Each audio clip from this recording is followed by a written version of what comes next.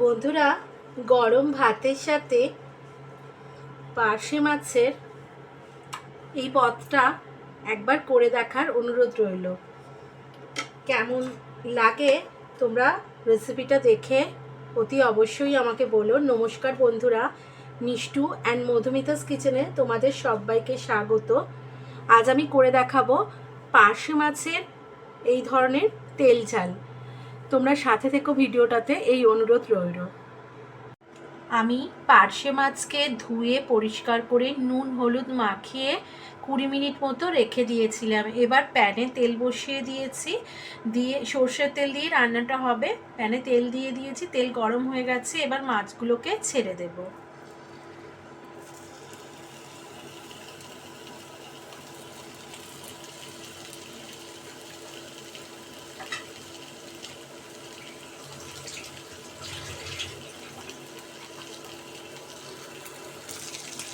যে যতটা মাছ যতটা লাল করে ভাজতে চাও ততটা ভাজবে, পিটোপিট করে ভেজে নিতে হবে। তেলটা প্রথমে খুব গরম করে নেবে এবং কড়াইটাও গরম করে নেবে, তাহলে মাছটা ভাঙবে না, কারণ মাছটা খুব নরম মাছ, ওই জন্য। মাছগুলো আমি এপিটোপিট করে দুপিটি ভালো করে ভেজে নিয়েছি। এবার তুলে নেব। দুটো পিটি ভালোভাবে ভাজা হয়ে গেছে, এবার আস্তে আস্তে তুলে নেব। ওই একই প্যানে আমি কালো জিরে ফোড়ন দেব। ফোড়নে মিষ্টি গন্ধ ছাড়লে হলুদ গুঁড়ো, জিরে গুঁড়ো 1 টেবিল স্পুন আর লঙ্কা গুঁড়ো দেব। দিয়ে অল্প জল দিয়ে ফোড়নটা হতে দেব।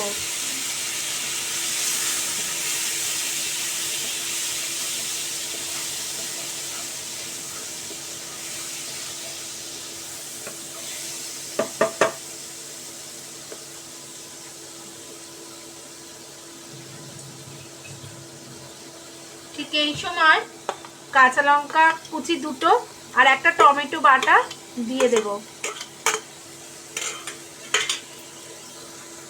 পরিমাণ মতো নুন দেব। দিয়ে খুব ভালোভাবে টমেটো বাটাটা মশলার সাথে মিশিয়ে নিয়ে মিনিট খানেক সময় ধরে নেড়ে নেব। এই পার্শে মাছের জন্য আমি সাদা সর্ষে আর 1 চামচ আর 2 চামচ পোস্ত একসাথে বেটে রেখেছি। এই টমেটো ভাজার পর এরকম তেল ছেড়ে এসছে। এইবার আমি এই বাটনাটা দিয়ে দেব। আর একটু জিরে বেটে রেখেছিলাম, 1 চামচ মতো জিরে, এই জিরে বাটাটাও দিয়ে দেব। দিয়ে ভালো করে টমেটোর সাথে আর অন্য মশলার সাথে মিশিয়ে নেব। একটু মশলাটা নেড়ে নিয়ে মশলা ধোয়ার বাটির অল্প জল 1 টেবিল স্পুন মতো দিয়ে দেব। দিয়ে ভালো করে মশলাটা হওয়ার জন্য একটু অল্প জল দিয়ে দিলাম। ঠিক এই সময় মশলা থেকে তেল বেরিয়ে এসছে। এবার উষ্ণ গরম জল আমি পরিমাণ মতো দিয়ে দেব। দিয়ে ঝোলটা ফুটে ওঠার অপেক্ষা করব। ঝোলটা ফুটে ওঠার 2 মিনিট বাদে চেরা কাঁচা লঙ্কা দুটো দিয়ে আমি মাছগুলো দিয়ে দেব। এবার আঁচটা সিমে করে মিনিট 4 ঢাকা দিয়ে মাছটা ঝোলের মধ্যে ফুটতে দেব। নামাবার আগে 1 পলা কি 2 পলা তেল আর 1 মুঠো ধনে পাতা কুচি ছড়িয়ে নিয়ে নেড়ে নিয়ে নামিয়ে নেব। তৈরি হয়ে গেল পার্শে মাছের তেল ঝাল। এটা কিন্তু পেঁয়াজ রসুন ছাড়াই রান্না বন্ধুরা, কিন্তু একবার করে দেখার অনুরোধ রইল।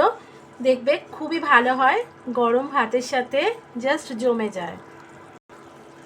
তো বন্ধুরা, রেসিপিটাতে আমার সাথে থাকার জন্য ধন্যবাদ, এতক্ষণ ধরে দেখার জন্য ধন্যবাদ। আবার হাজির হয়ে যাব নতুন কোনো রেসিপি নিয়ে। যদি ভালো লাগে অতি অবশ্যই লাইক করো, শেয়ার করো। নতুন বন্ধু হলে চ্যানেলটা সাবস্ক্রাইব করে নেবার অনুরোধ রইল। এখনকার মতো তোমরা ভালো থেকো, সুস্থ থেকো, টাটা।